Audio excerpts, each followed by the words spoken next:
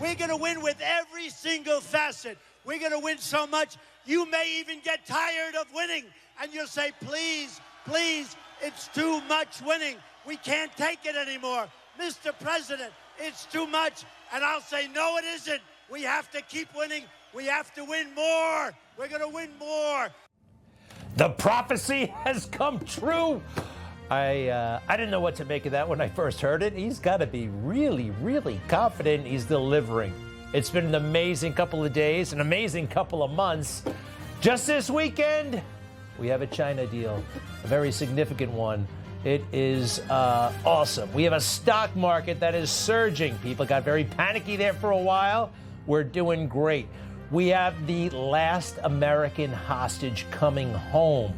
Idan Alexander is free, released by Hamas. Ukraine and Russia, momentum for peace. It looks like Zelensky and Putin just might get together in Turkey later this week.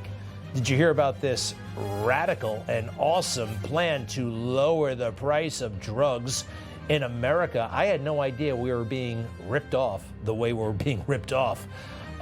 Other countries paying a lot less than we have been. Border secure, of course. These are some of the classics. One of my favorites, the J6ers, pardoned and are free. And did you hear about the new Air Force One coming our way? A great big 747-8 has been, well, they're working on the deal to get it over to America. A 747-8, ladies and gentlemen. There we go. That's the old 747. We've got a new one on its way. Very, very controversial. Folks, it shouldn't be. Welcome, everybody. Let's do the highlights of that China deal first, shall we? What are the major components?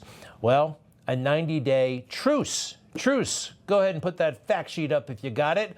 Let's see. The numbers look like this. We're coming down 145% to 30%. China from 125 to 10%. Reciprocal tariffs down by 115%. Well, it's not exactly my passion subject, but it all sounds great. And this, well, we really shouldn't even be in this predicament. Joe Biden is the architect of the most recent trade mess. Everything was in position for him to do something about it, but he couldn't because they sensed, the Chinese, exactly what they were dealing with. In January 2020, President Trump produced a template. We had an excellent trade agreement with China, and the Biden administration chose not to enforce it.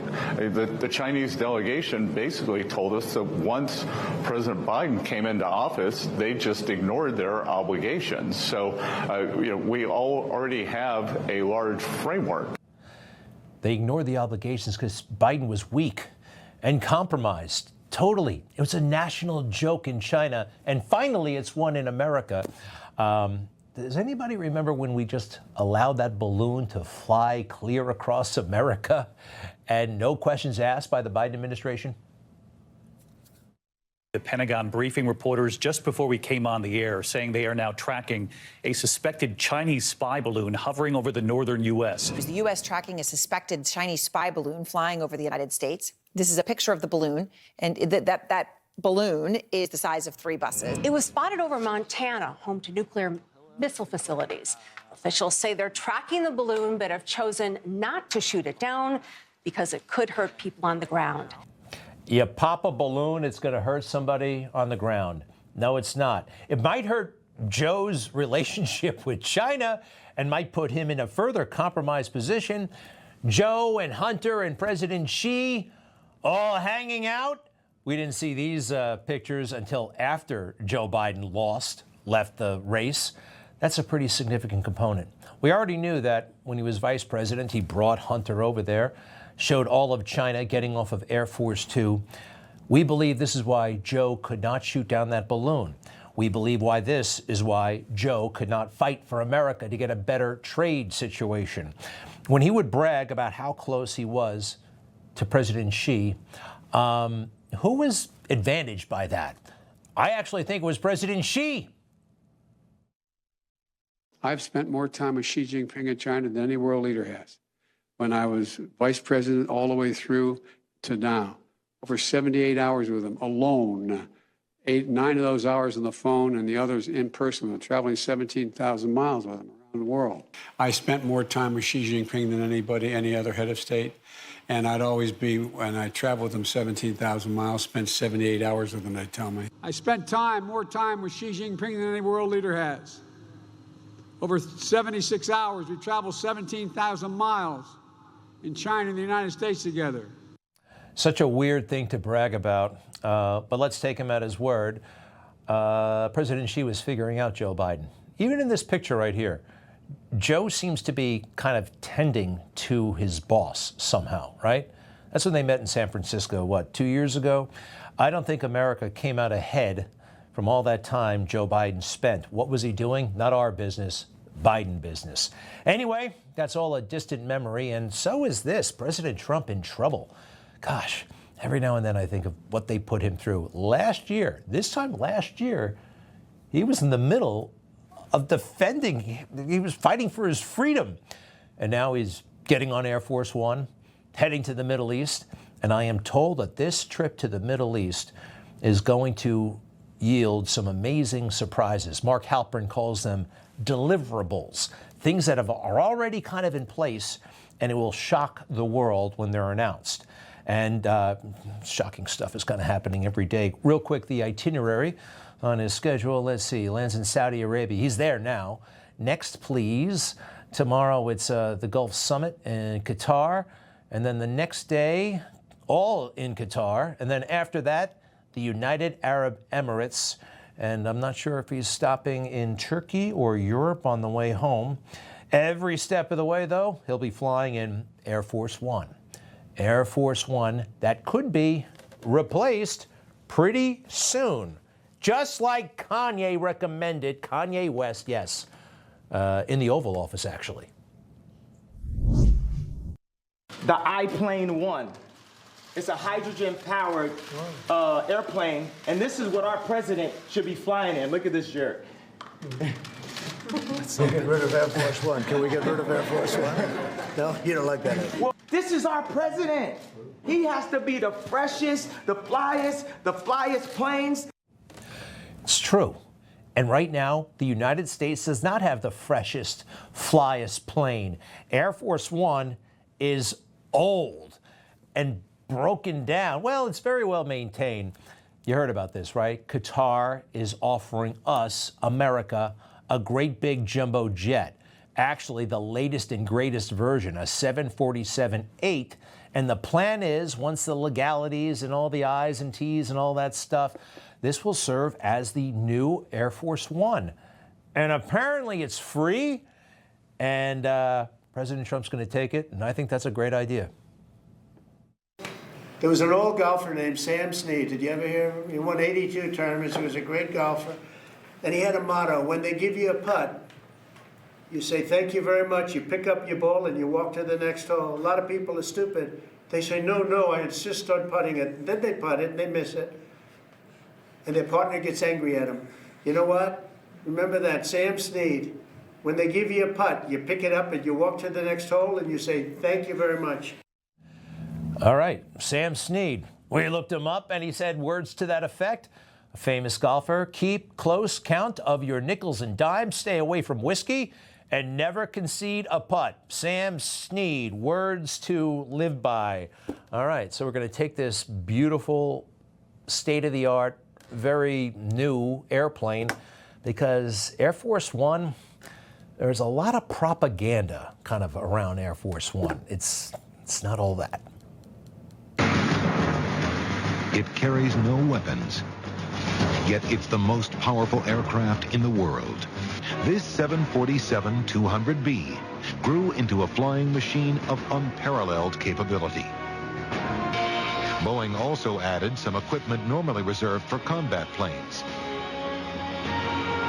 like ECM, or electronic countermeasures, that jam enemy radar and alert the crew to surface-to-air missiles, and dispensers that eject flares to confuse and divert heat-seeking weapons. One airplane.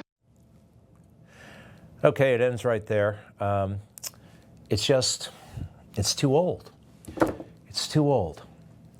Look at this 747, all right? 747-200. Notice the hump, right? This screams that this airplane is 35 to 40 and maybe even 50 years old. Look at this one. Let me see where I got this one. This is Air China. This is what President Xi flies around in. This is a 747-8. Notice the hump. It goes all the way back. Notice this little puny hump. This is a terribly old airplane. Yes, the 747-200 goes back to the early 1970s. That is way too old. And think about it, when we, regular people, go to the airport to get on an airplane, let's face it, it's a schlep. Nobody likes flying these days. Although once you're in the plane, it's actually pretty cool. We fly a plane that is newer than what President Trump or any president has access to. The average age of an airliner in America is 12.6 years. 12.6 years, huh? How about that? President Trump is flying an airframe that is a hell of a lot older than that. This one right now is 35 years old. The first president to fly in it was George H.W. Bush. And again, the airframe itself, the Model 200, goes all the way back to 1972, something like that. That is very, very old. So if you look at all those planes on the tarmac next to Air Force One, we have a situation, and it's a situation that has to be fixed. If you look inside the plane, sure, you're kind of jammed in there, right? But you're in a newer plane than what President Trump has. Here comes Qatar to the rescue. Now, Qatar is not a bad place, and they're not bad people. I mean, yes, every country has bad people. Every government has some corruption. But did you know that we have an American air base right in the middle of that country? They are a strong ally of America. And I know they're full of all kinds of people we don't like, but tell that to the presidents. Clinton was quite tight with the Emir of Qatar. George W. Bush, very tight with the Emir of Qatar. Barack Obama and the Emir of Qatar. President Trump and the Emir of Qatar. Joe Biden and the Emir of Qatar.